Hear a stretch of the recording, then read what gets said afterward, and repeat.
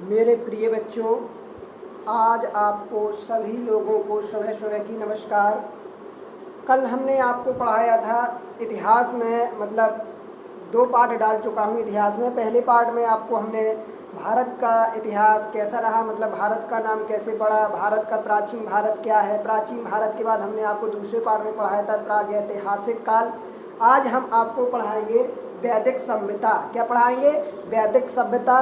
कौन थी? वैदिक सभ्यता के कितने भाग हैं? ठीक, वैदिक सभ्यता के कितने भाग हैं और आपकी वैदिक सभ्यता को कितने भागों में बांटा गया है, जो कि बांटने पर कितने कितने वर्षों तक चला है। ठीक है, और इसके बाद हमने आपके और कौन से लोग वैदिक सभ्यता में आए हैं, वैदिक सभ्यता में आने के बाद कौन कौन से महाजनपदों का उदय हुआ है, और आपके प्रमुख दर्शन और उनके प्रवर्तक कौन रहे हैं, इन सब के बारे में आज हम आपको क्लास में पढ़ाने चाहेंगे। आज की जो कोई भी मेरी लाइव क्लास से जुड़ता जा रहा है इस समय, सभी लोगों से उनका मेरा हार्दिक हार्दिक बधाई, और मैं उनसे आशा करता हूं कि आज की क्लास पूर्णतः प्रतिदिन की भांति आज की भी क्लास अच्छी ध्यानपूर्वक पढ़ें। मेरा सभी बच्चों से यही आग्रह है, और जितने भी मेरे लाइव कमेंट करते जाएं और जितने भी लोग मुझसे जुड़ते जा रहे हैं, बहुत सारे लोग जुड़ते जा रहे हैं, वही जो डेली के बच्चे हैं वही सब जुड़ रहे हैं, तो उनसे मेरा यही निवेदन है कि आप ध्यानपूर्वक इधर पढ़ें। अगर इधर समझ में ना आए तो हम जो यूट्यूब पे वीडियो डाल देते हैं उसको पढ़ें। ठीक, तो अब मैं आपको पढ़ाना शुरू कर रहा हूँ। ठीक है मेरे प्रिय बच्चों, और अधिक से अधिक समझने की कोशिश करना। यदि आपको समझ में नहीं आए तो दोबारा पूछ लेना। इसके बाद में लाइव पढ़ाने के बाद आपका मैं वीडियो यूट्यूब पर डाल दूंगा, जिसे आप दोबारा भी देख सकते हैं। ठीक बच्चों, तो यही मेरा अनुरोध है, और जो भी बच्चे जुड़ चुके हैं उन सभी बच्चों से मेरा सुबह सुबह का गुड मॉर्निंग। अब मैं पढ़ाना शुरू कर रहा हूँ। मेरे प्रिय बच्चों, आज मैं पढ़ाऊँगा आपको वैदिक सभ्यता के बारे में। क्या पढ़ाऊँगा? वैदिक सभ्यता के बारे में, कि वैदिक सभ्यता क्या है। ठीक, तो वैदिक सभ्यता क्या है? वैदिक सभ्यता जो है, ये वैदिक सभ्यता कब आई? ये वैदिक सभ्यता आपकी आई प्रागैतिहासिक काल के बाद वैदिक सभ्यता आई। वैदिक काल का विभाजन 2 भागों में किया गया। कितने भागों में किया गया? वैदिक काल का जो विभाजन है 2 भागों में किया गया। एक तो आपका है ऋग्वैदिक काल, दूसरा है आपका उत्तर वैदिक काल। ठीक, यानी जो आपकी वैदिक सभ्यता थी, वैदिक सभ्यता में जो वैदिक काल था, वैदिक काल को 2 भागों में बांटा गया है। एक को कहा गया ऋग्वैदिक काल, दूसरे को कहा गया उत्तर वैदिक काल। ऋग्वैदिक काल, ऋग का मतलब होता है जो प्राचीन वैदिक काल होता है, उत्तर वैदिक काल का मतलब होता है जो प्राचीन से बाद का काल होता है, वो होता है आपका उत्तर वैदिक काल।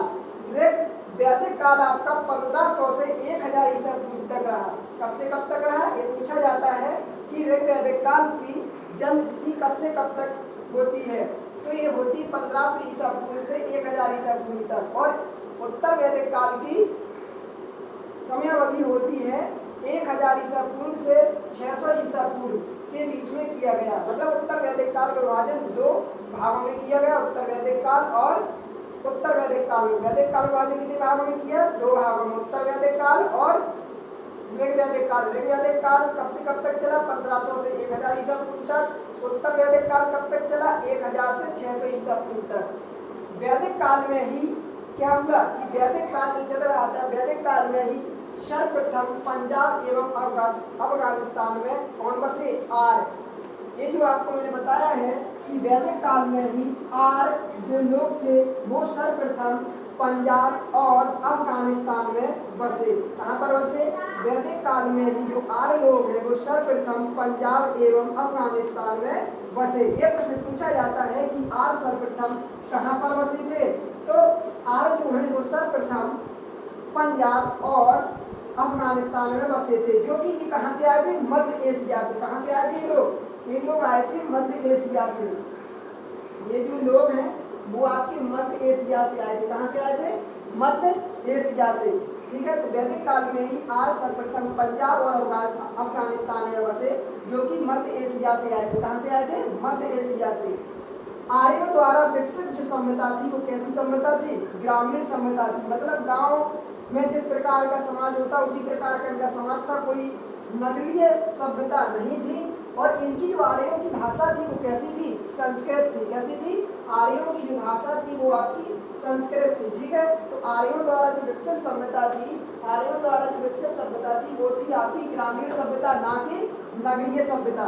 यानी जो गांव से संबंध रहते थे वो ग्रामीण सभ्यता के अंतर्गत आती थी। और आर्यों की जो भाषा थी वो आपकी कैसी थी? संस्कृत। कैसी थी? संस्कृत थी। आर्यों में युद्ध के लिए गवष्टी शब्द का प्रयोग किया गया। किसमें? आर्यों में गवष्टी शब्द का क्या किया गया? प्रयोग किया गया। उस गवष्टी शब्द का अर्थ है गायों की खोज करना। क्या है? गायों की खोज करना। आर्यों में युद्ध के लिए गवष्टी शब्द का क्या किया गया? प्रयोग किया। और गवष्टी शब्द का अर्थ होता है गायों की खोज करना, ठीक। इसके बाद आता है आपका आर्यों का समाज, ठीक है। आर्यों का जो समाज था उसमें पितृ प्रधान था। पितृ प्रधान का मतलब जैसे आपका परिवार है, ठीक है, तो आपके परिवार में पिता घर का मुखिया होता है। उसी प्रकार जिस समय आर्य लोग थे उस समय आर्यों का जो समाज था उसमें पितृ प्रधान था। मतलब आर्य में रहने वाले लोग जो थे आर्य समाज के, उनमें जो घर का मुखिया होता था वो पिता होता था। पिता के आधार पर ही घर की सत्ता चलती थी। जैसे आज भी क्या है, इसी प्रकार से चलती है कि आज भी जो आधुनिक काल में है, आज भी अपने अपने घरों में यानी परिवारों में पिता सत्तात्मक पीढ़ी होती है, यानी पिता की ही चलती, पिता ही घर का मुखिया होता, उसी के अनुसार सभी लोग कार्य करते हैं, ठीक। समाज की उस समय सबसे छोटी इकाई परिवार या कुल थी, जो कि आज भी है। ये सब आर्यों की ही देन है। जो कुछ कुछ चीजें आर्यों से अभी भी चल रही हैं, जैसे कि आर्यों का समाज प्रधान था, यानी पहले भी पिता होते थे मुखिया घर के, आज भी क्या है, पिता ही मुखिया होते हैं। बहुत कम ही माताएं होती है, कई जगह जब बहुत ज्यादा विपदा आपत्ति होती तभी होती है, लेकिन पिता ही अधिकांश मुखिया रहते हैं घर के। इस समय सबसे छोटी इकाई परिवार अभी भी है। और समाज की आर्य समाज में भी सबसे छोटी इकाई परिवार या क्या थी? कुल थी, जिसका मुखिया पिता होता था। देखो ये लिखा है, यानी जिसका, यानी जिस परिवार का या कुल का मुखिया कौन होता था? पिता होता था, जिसे कुलक कहा जाता था। क्या कहा जाता था? कुलक। ये पूछा जाता है कि आर्य समाज का पितृ प्रधान था, ठीक है, पितृ प्रधान था। जो आर्य समाज का कैसा था? पितृ प्रधान था, मतलब वहाँ पर पिता की सत्ता चलती थी। समाज की सबसे छोटी इकाई परिवार या कुल थी, जिसका मुखिया पिता होता था, जिसे क्या कहते थे? कुलक कहते थे। तो यही पूछा जाता है कि आर्यों के समाज में जो पितृ प्रधान था उसको हम किस नाम से जानते हैं? तो किस नाम से जानते थे? कुलक के नाम से जानते थे, ठीक है। और इस सभ्यता में ही, इस प्रथा में, यानी इस सभ्यता में ही बाल विवाह एवं पर्दा प्रथा का प्रचलन नहीं था। यानी बाल विवाह, जिस बालक या बालिका की उम्र 18 वर्ष से नीचे है या छोटे छोटे बच्चों का विवाह करना प्रचलित नहीं था। कौन समाज में? आर्य समाज में। और पर्दा प्रथा का प्रचलन भी नहीं था। जैसे आज लोग अपना मुँह ढकते हैं, अपना जैसे सास है, ठीक है, या मान लो उनका ससुर है तो उनके सामने मुँह में क्या करती है? पर्दा प्रथा करती है, मतलब अपना चेहरा ढकती है, ठीक। तो उस समय ये प्रथा प्रचलन नहीं थी। किस समय? आर्य समाज के लोगों में। आर्य समाज के लोगों में पर्दा प्रथा का प्रचलन नहीं था और ना ही बाल विवाह का था। तो ये पूछा जाता है, क्या आर्य समाज में बाल विवाह तथा पर्दा प्रथा का प्रचलन था या नहीं? तो क्या है? प्रचलन नहीं था, ठीक। इसके बाद विधवा अपने मृतक पति के छोटे भाई अर्थात देवर से विवाह कर सकती थी। ये वाली प्रथा इनके में प्रचलन थी। कौन? आर्य समाज के लोगों में ये वाली प्रथा क्या थी? प्रचलन थी कि जो विधवा स्त्री होती थी, यानी जो छोटे भाई के, जो बड़े भाई की पत्नी होती थी, यानी छोटे भाई की भाभी, तो जो पति, यानी उसका पति खत्म हो जाता था, तो पति का जो छोटा भाई होता था, यानी जिसका पति खत्म हो गया, तो उसका जो छोटा भाई होता था, जिसको हम देवर कहते हैं, से विवाह क्या है? कर सकती थी। ये प्रथा क्या थी? प्रचलित थी। यानी अगर बड़े भाई खत्म हो जाए और उसकी भाभी हो तो छोटा भाई क्या कर सकता था? विवाह कर सकता था। ये प्रथा प्रचलित थी। किसमें? आर्य समाज के लोगों में। इसके बाद आता है जीवन भर अविवाहित रहने वाली महिलाओं को। देखो, जो स्त्रियां जीवन भर विवाह नहीं करती थी उनको अमाजू कहा जाता था। क्या कहा जाता था? अमाजू कहा जाता था। जो जीवन भर विवाह नहीं करती थी उनको अमाजू कहा जाता था। क्या कहा जाता था बेटा? अमाजू कहा जाता था। उनको अमाजू कहा जाता था। जो जीवन भर विवाह स्त्रियां नहीं करती थी, उन महिलाओं को अमाजू कहा जाता था। इसके बाद आता आर्यों की मनोरंजन। आर्यों के मनोरंजन के प्रमुख साधन कौन कौन से थे, ये पूछा जाता। तो आर्यों के मनोरंजन के प्रमुख साधन थे कौन कौन से, जैसे संगीत हो गया, रथ दौड़ हो गया, घोड़दौड़ हो गया और ध्रुव क्रीड़ा हो गया। आर्यों के मनोरंजन के प्रमुख साधन क्या थे, संगीत था, रथ दौड़ था, घोड़दौड़ था और ध्रुव क्रीड़ा यानी खेलने वाले खेल थे। आर्यों का प्रमुख व्यवसाय क्या था, कृषि और पशुपालन। आर्यों का देखो जीवन भर अविवाहित रहने वाली स्त्रियों को अमाजू कहा जाता था। आर्यों के मनोरंजन के प्रमुख साधन संगीत थे, रथ दौड़ थे, घोड़दौड़ थे और ध्रुव क्रीड़ा थी। इसके बाद आर्यों का प्रमुख व्यवसाय क्या था, कृषि और क्या था, पशुपालन। ये देखो सभी सभ्यताओं में ये प्रचलन था, कृषि और पशुपालन होता था। और आर्यों में भी ये भी प्रथा क्या थी, प्रचलित थी कि कृषि और क्या, पशुपालन का व्यवसाय होता था। गाय को अधन्य न मारे जाने के योग्य पशु की श्रेणी में रखा गया था। आर्यों ने क्या किया था, जो गाय थी, गाय को अधन्य अर्थात न मारे जाने के योग्य पशु की श्रेणी में रखा गया था। ठीक है। आर्यों का प्रमुख पशु क्या था, आर्यों का प्रमुख पशु घोड़ा एवं सर्वाधिक प्रिय देवता कौन थे, इंद्र थे। ये पूछा जाता है कि आर्य लोगों के सर्वाधिक प्रिय देवता कौन थे, तो आप क्या कहेंगे कि आर्यों के सर्वाधिक प्रिय देवता यानी पूजनीय देवता कौन थे, इंद्र थे। कौन थे, इंद्र थे। और पशु कौन सा था, घोड़ा। किनका, आर्य लोगों का। तो आर्य लोगों का प्रमुख पशु घोड़ा था। ठीक। और सर्वाधिक प्रिय देवता इंद्र थे। आर्यों द्वारा खोजी गई धातु कौन सी थी, लोहा थी, ना कि तांबा। तांबा टिक नहीं लगा देना।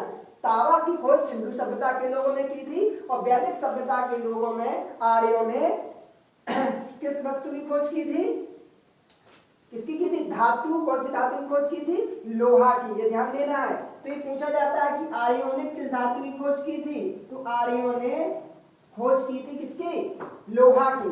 ठीक, ध्यान देना है। मनुष्य एवं देवता के बीच मध्यम यानी मध्यस्थ की भूमिका निभाने वाले देवता के रूप में अग्नि की पूजा की जाती थी। जैसे देवता है और मनुष्य है, दोनों को मिलाने का काम, बीच में मिलाने का जो मध्यस्थ का काम होता था, तो वो आपस में क्या होता था, मिलाने का काम अग्नि देवता। अग्नि देवता उन दोनों को मिलाने का काम करती थी। जैसे कि आप समझ लीजिए कि आप 3 दोस्त हैं, ठीक है।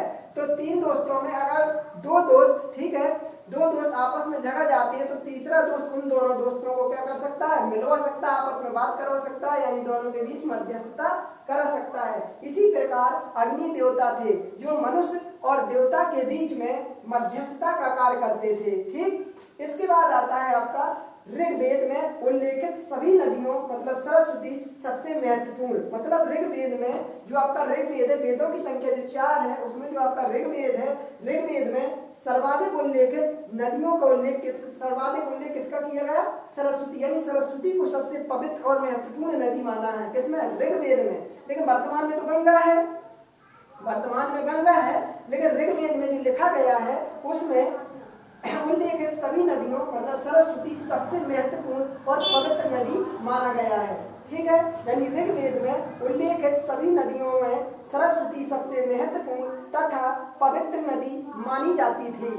किसमें, ऋग्वेद में। ठीक। ऋग्वेद में गंगा का उल्लेख 1 बार और यमुना का उल्लेख 3 बार किया गया है, जबकि सिंधु नदी का उल्लेख सर्वाधिक बार किया गया है। मेरे प्रिय बच्चों ध्यान से समझो, ये क्वेश्चन कई बार आ चुका है, ये क्वेश्चन कई बार आ चुका है, इसको ध्यान से समझे। ऋग्वेद वाला ये वाला है, ये क्वेश्चन कई बार आ चुका है, आप इसको गलत ना करें, यानी इसको पुनः गलत ना करें। इसलिए जो गलती हमने की है वो गलती आप ना करें, हम आपको यही सलाह देंगे। इसलिए बेटे ध्यान से सुनो कि ऋग्वेद में उल्लेखित सभी नदियों में सरस्वती सबसे महत्वपूर्ण और पवित्र नदी मानी जाती थी। और ऋग्वेद में गंगा नदी का उल्लेख 1 बार किया गया है और यमुना नदी का उल्लेख 3 बार किया गया है। ये पूछा जाता है कि ऋग्वेद में यमुना नदी का उल्लेख कितनी बार किया गया है, तो 3 बार। और गंगा नदी का उल्लेख कितनी बार किया गया है, तो क्या कहोगे बच्चों, 1 बार। जबकि सर्वाधिक बार उल्लेख किस नदी का किया गया है, तो आप क्या कहेंगे, सिंधु नदी का उल्लेख सर्वाधिक बार किया गया है, यानी सर्वाधिक बार उल्लेख किया गया है। ठीक, किसमें? ऋग्वेद में।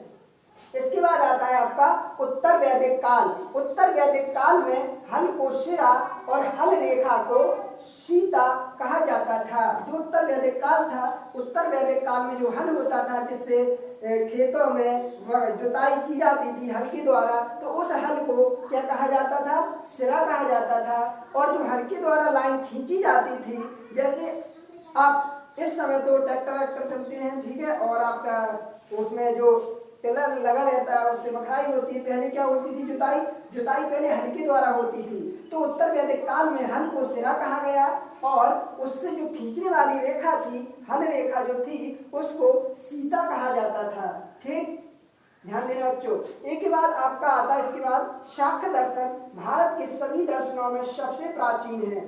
शाक्य दर्शन, तो शाक्य दर्शन हमने आपको बताया था, शाक्य दर्शन के प्रवर्तक कौन है? पतंजलि। कौन है? नहीं सॉरी, योग के पतंजलि है। शाक्य दर्शन के प्रवर्तक हैं कपिल। तो इसमें वही कहा गया है कि शाक्य दर्शन भारत के सभी दर्शनों में सबसे प्राचीन है। ये पूछा जाता है कुल कितने दर्शन है? यहाँ पर देखो 6, 2, 2, 4, 2, 6, 7 दर्शन है, जिसमें चवाक है, योग है, शाक्य है, न्याय है, पूर्व मीमांसा है, उत्तर मीमांसा और वैशेषिक है। लेकिन इन सभी में सबसे प्राचीन दर्शन कौन सा है? तो कौन सा है आपका? सांख्य। कौन सा है? सांख्य। तो ऐसा इधर यही बात लिखी है कि सांख्य दर्शन भारत के सभी दर्शनों में सबसे प्राचीन है। इसके मूल तत्व कितने हैं? 25 हैं। सबसे ज्यादा ध्यान दो, जो सांख्य दर्शन है वो भारत के सभी दर्शनों में सबसे प्राचीन है और इसके मूल तत्व 25 हैं, जिसमें पहला तत्व प्रकृति से संबंधित है। जिसमें पहला तत्व कैसे संबंधित है? प्रकृति से संबंधित है। ठीक, तो इसमें यही लिखा है कि जो शाक्य दर्शन है भारत के दर्शनों में सबसे प्राचीन है। ठीक है, इसके मूल तत्व 25 हैं, जिसमें प्रकृति पहला तत्व है। इसके बाद सत्यमेव जयते, ये बहुत ज्यादा प्रश्न पूछा जाता। सत्यमेव जयते जो है, मैं आपसे कह नहीं सकता, बता नहीं सकता कि ये जहां तक हर पेपर में पूछा जाता है। मेरे प्रिय बच्चों, सत्यमेव जयते कहां से लिया गया है? तो ये लिया गया है मुंडकोपनिषद से। ये बहुत ध्यान से पढ़ो, ये प्रश्न कई बार पूछा जा चुका है परीक्षाओं में, तो इसको ध्यान से देखो कि सत्यमेव जयते जो आपका है, सत्यमेव जयते मुंडकोपनिषद से लिया गया है। कहां से लिया गया है? मुंडकोपनिषद से लिया गया है। ये देखो सत्यमेव जयते मुंडकोपनिषद से लिया गया है। इसी उपनिषद में यज्ञ की तुलना टूटी नाव से की गई है। मेरे प्रिय बच्चों ध्यान से सुनो, इसमें लिखा है, आपसे प्रश्न पूछा जाएगा कि सत्यमेव जयते कहां से लिया गया है, तो आप कहेंगे कि सत्यमेव जयते मुंडकोपनिषद से लिया गया है। ठीक है, और इस उपनिषद में यज्ञ की तुलना किससे की गई है? ये पूछेगा प्रश्न कि मुंडकोपनिषद जो है, सत्यमेव जयते जो है मुंडकोपनिषद से लिया गया है, और इस उपनिषद में ठीक है, यज्ञ की तुलना किससे की गई है? तो आप क्या कहोगे कि इस उपनिषद में यज्ञ की तुलना टूटी हुई नाव से की गई है। ठीक बच्चों, तो इसको बहुत ध्यान से पढ़ना कि जो सत्यमेव जयते हैं वो मुंडकोपनिषद से लिया गया है और इस उपनिषद में यज्ञ की तुलना टूटी नाव से की गई है। इसके बाद आता है आपका उत्तर वैदिक काल। तो जो उत्तर वैदिक काल में कौशाम्बी नगर में पहली बार पक्की ईंटों का प्रयोग किया गया। ठीक, जो उत्तर वैदिक काल में हमने जब इसकी खोज की, इसका हमने साक्ष्य ढूंढे, तो उन साक्ष्यों से पता चला कि उत्तर वैदिक काल में क्या हुआ कि कौशाम्बी जो नगर है, यानी जो इलाहाबाद के पास में आपकी कौशाम्बी है, वहां पर पहली बार कैसी ईंटों का, जो आज पक्के ईंटों के घर बने हैं, इसी प्रकार के पक्की ईंटों का पहली बार कहां पर? इलाहाबाद के पास कौशाम्बी नगर में पहली बार पक्की ईंटों का प्रयोग किया गया था।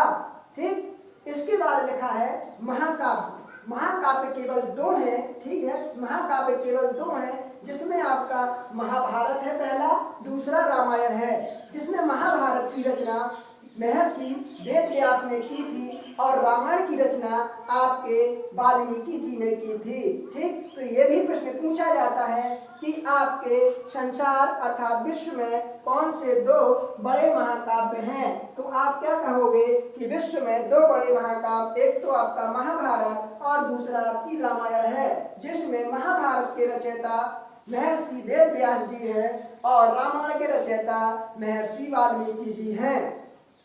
इसके बाद इधर आइए कि महाभारत का पुराना नाम क्या है, ये पूछता है। ये भी बहुत इंपॉर्टेंट क्वेश्चन है, जहां जहां मैं इंपॉर्टेंट का निशान लगाता जा रहा हूं वो परीक्षा में एक से अधिक बार पूछे जा चुके हैं। ठीक, इसके बाद इधर ये भी बहुत वेरी मोस्ट है, इसको भी ध्यान से देखें। इसमें कहा गया है कि महाभारत का पुराना नाम जय संहिता है। ये पूछा जाता है कि महाभारत का प्राचीन नाम क्या था, तो क्या था, जय संहिता। तो इसमें वही लिखा कि महाभारत का पुराना नाम जय संहिता है। यह विश्व का सबसे बड़ा महाकाव्य है, ये भी बात है।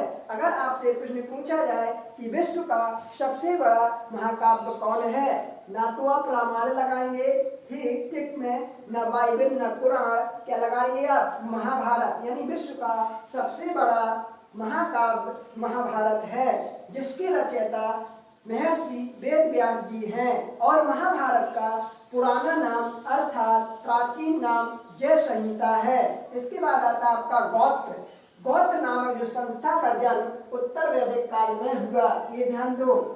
पूछा जाता है कि गोत्र नामक जो संस्था है उसका जन्म किस काल में हुआ, तो आप क्या कहेंगे, उत्तर वैदिक काल में हुआ। किस काल में हुआ, उत्तर वैदिक काल में हुआ। इसके बाद अब ये थोड़ा देर भूल जाइए, इसके बाद आते हैं आपके, इधर देख लीजिए, प्रमुख दर्शन एवं उनके प्रवर्तक। यानी अपने विश्व में कौन कौन से, भारत में विश्व अर्थात भारत में कौन कौन से प्रमुख दर्शन और उनके प्रवर्तक कौन कौन थे। यानी जिन्होंने अपने दर्शन चलाए और उनको उत्पन्न करने वाले, पैदा करने वाले, उनको चलाने वाले अर्थात प्रवर्तक कौन थे। जिसमें पहला था आपके चवार्क। कौन थे, चारवाक, जिसके प्रवर्तक थे चारवाक ही थे। ठीक, यानी पहले थे आपके चारवाक, जिसके प्रवर्तक चारवाक थे। दूसरा दर्शन था योग दर्शन, जिसके प्रवर्तक थे पतंजलि, जो आज भी है उनके नाम पर है। इसके बाद शाक्य दर्शन, जिसके प्रवर्तक थे कपिल। इसके बाद चौथा है आपका न्याय दर्शन, जिसके प्रवर्तक थे गौतम। इसके बाद पूर्व मीमांसा के प्रवर्तक थे जैमिनी। उसके बाद आता आपका उत्तर मीमांसा दर्शन, उसके थे आपके बादरायण। उसके प्रवर्तक कौन थे, बादरायण। सबसे अंत में आता है वैशेषिक, जिसके प्रवर्तक थे काल या उलूक। कौन थे, काल या उलूक। अब इधर आ जाइए, उपनिषदों की कुल संख्या कितनी है, 108 है। ठीक है, इसमें वही उपनिषद की बात की गई है कि जो संत सत्य में कहते हैं वो मुंड उपनिषद से लिया गया है। इसी उपनिषद में यज्ञ की तुलना टूटी हुई नाव से की गई है। इसलिए इधर कहा गया है कि उपनिषदों की संख्या कितनी है, 108 है। महापुराणों की संख्या 18 है, वेदांगों की संख्या 6 है। तो ये ध्यान रखना चाहिए कि उपनिषदों की संख्या 108 है, पुराणों की संख्या 18 है, वेदांगों की संख्या 6 है। एक बार और देख लीजिएगा, दर्शन और प्रवर्तक। चारवाक दर्शन के प्रवर्तक चारवाक हैं, योग दर्शन के पतंजलि हैं, शाक्य दर्शन के कपिल हैं, न्याय दर्शन के गौतम हैं, पूर्व मीमांसा के जैमिनी हैं, उत्तर मीमांसा के बादरायण हैं, वैशेषिक के काल या उलूक हैं। अब इसके बाद आप पढ़ें महाजनपद। क्या पढ़ें अब आप, महाजनपद, अर्थात भारत में महाजनपदों का उदय कब हुआ। ठीक, तो ये आपको पढ़ना है कि भारत में महाजनपदों का उदय कब हुआ। ठीक, तो इनका उदय कब हुआ कि बुद्ध के जन्म के पूर्व 6ठी शताब्दी में, मतलब उस समय बुद्ध का जन्म नहीं हुआ था, अर्थात महात्मा बुद्ध जी का जन्म नहीं हुआ था, उसके पहले की बात बता रहे हैं। तब महाजनपदों का विभाजन हो चुका था भारत में। कब, महात्मा बुद्ध के जन्म के पूर्व अर्थात 6ठी शताब्दी ईसा पूर्व में भारतवर्ष में 16 जनपदों में बटा हुआ था। मतलब महात्मा बुद्ध के जन्म से पूर्व 6ठी शताब्दी में, ठीक है, ईसा पूर्व में 6ठी शताब्दी ईसा पूर्व में भारतवर्ष 16 जनपदों में बटा हुआ था। इसकी जानकारी हमें किसमें मिलती है? बौद्ध ग्रंथ अंगोत्तर निकाय से मिलती है। बौद्ध का एक ग्रंथ है जिसका नाम है अंगोत्तर निकाय। क्या नाम है? जिसका नाम है अंगोत्तर निकाय। इससे हमसे जानकारी मिलती है, बौद्ध ग्रंथ के अंगोत्तर निकाय से हमको जानकारी मिलती है कि जो भारतवर्ष है वो 16 जनपदों में क्या था? बटा हुआ था। इसके बाद यहाँ पर हमने लिखा है महाजनपद और ये राजधानी और उसका क्षेत्र। ठीक, यानी जो महाजनपद थे वो 16 महाजनपद कौन कौन से थे, उनकी राजधानी क्या थी, क्षेत्र या आधुनिक स्थान। जैसे आज के समय में जैसे अपना उत्तर प्रदेश है, तो उत्तर प्रदेश में उत्तर प्रदेश क्या हुआ? आपका राज्य। उत्तर प्रदेश की राजधानी क्या है? तो आप कहेंगे लखनऊ। आपके राज्य का नाम क्या है? तो आप कहेंगे उत्तर प्रदेश। आपके राज्य की राजधानी तो आप कहेंगे लखनऊ। अब आपसे पूछा जाएगा कि आपको उत्तर प्रदेश में कितने जनपद हैं, तो आप कहेंगे जनपद अर्थात जिला। ठीक है बच्चों, जनपद का मतलब जिला। ठीक है, तो पूछा जाएगा कि आपको उत्तर प्रदेश में कितने जिलों की संख्या है, तो आप क्या कहेंगे कि उत्तर प्रदेश में जिलों की संख्या है 75। इसी प्रकार उस समय भारत को 16 महाजनपदों में बांटा गया था। ठीक, जिसमें पहला महाजनपद था अंग, जिसकी राजधानी थी चंपा, और ये कहाँ पर थी? भागलपुर, मुंगेर, बिहार। ठीक है, बिहार का एक जिला है। ठीक है, बिहार का एक जिला है भागलपुर, जहां पर क्या है? मुंगेर। मुंगेर बिहार का एक मुंगेर जिला है भागलपुर स्थान पर, जहां क्या था? अंग महाजनपद था, जिसकी राजधानी थी चंपा, और इसका क्षेत्र कहाँ था? भागलपुर, मुंगेर, बिहार। इसके बाद दूसरा आपका महाजनपद था मगध। ठीक है, जिसकी राजधानी थी गिरिब्रज या राजगृह। क्या थी? मगध, जिसकी राजधानी थी गिरिब्रज या राजगृह। इसका क्षेत्र था पटना या गया। पटना या गया अर्थात बिहार। ठीक है, बिहार। इसके बाद आता है आपका काशी। क्या आता है? काशी। काशी, इसकी राजधानी थी वाराणसी। वाराणसी के आसपास का क्षेत्र यानी उत्तर प्रदेश। वाराणसी आपका कहाँ है? उत्तर प्रदेश में है। इसके बाद वत्स। वत्स कहाँ? वत्स आपका महाजनपद था, चौथा जनपद था आपका वत्स, जिसकी राजधानी थी कौशाम्बी। ये कहाँ पर था? इलाहाबाद के आसपास यानी उत्तर प्रदेश में। इसके बाद पांचवा महाजनपद था वज्जी, जिसकी राजधानी थी वैशाली या विधे या मिथिला, जो कहाँ पर थी? मुजफ्फरपुर और दरभंगा के आसपास का क्षेत्र था, जिसको हम वज्जी महाजनपद कहते थे, और जिसकी राजधानी वैशाली या विधे या मिथिला थी। इसके बाद आपका छठवां महाजनपद आता है कौशल, जिसकी राजधानी थी श्रावस्ती। क्या थी? श्रावस्ती। यानी छठवां महाजनपद आता है कौशल, जिसकी राजधानी थी श्रावस्ती, और ये कहाँ पर थी? कहाँ का क्षेत्र था? फैजाबाद, उत्तर प्रदेश में, जो कि अभी वर्तमान में कहाँ है? फैजाबाद, उत्तर प्रदेश में है। इसके बाद सातवां महाजनपद आता अवंती, जिसकी राजधानी थी उज्जैन या महिष्मती। वर्तमान में अभी स्थान कहाँ पर है? मालवा, उत्तर प्रदेश, मध्य प्रदेश में। इसके बाद आठवां महाजनपद था मल्ल। क्या था? मल्ल, जिसकी राजधानी थी कुशावती। वर्तमान में स्थान कहाँ है? देवरिया, उत्तर प्रदेश में। इसके बाद पांचाल आता है नौवां महाजनपद, जिसकी राजधानी अहिच्छत्र या कामपिल्य थी। क्या थी? अहिच्छत्र या कामपिल्य थी। यह क्षेत्र कहाँ पर आता वर्तमान में? बरेली, बदायूं, फर्रुखाबाद। यानी इन तीनों जिलों को मिलाकर क्या था? पांचाल क्षेत्र था, जिसकी राजधानी अहिच्छत्र या कामपिल्य थी, जो कि कहाँ पर है? बरेली, बदायूं, फर्रुखाबाद, उत्तर प्रदेश के जिले हैं। इसके बाद आपका था चेदी। चेदी आपका 10वां महाजनपद था, जिसकी राजधानी थी शक्तिमती। क्या थी? शक्तिमती, जो वर्तमान में कहाँ पर है? बुंदेलखंड, उत्तर प्रदेश का क्षेत्र है। इसके बाद 11वां महाजनपद आता है कुरु। कौन सा आता है? कुरु, जिसकी राजधानी थी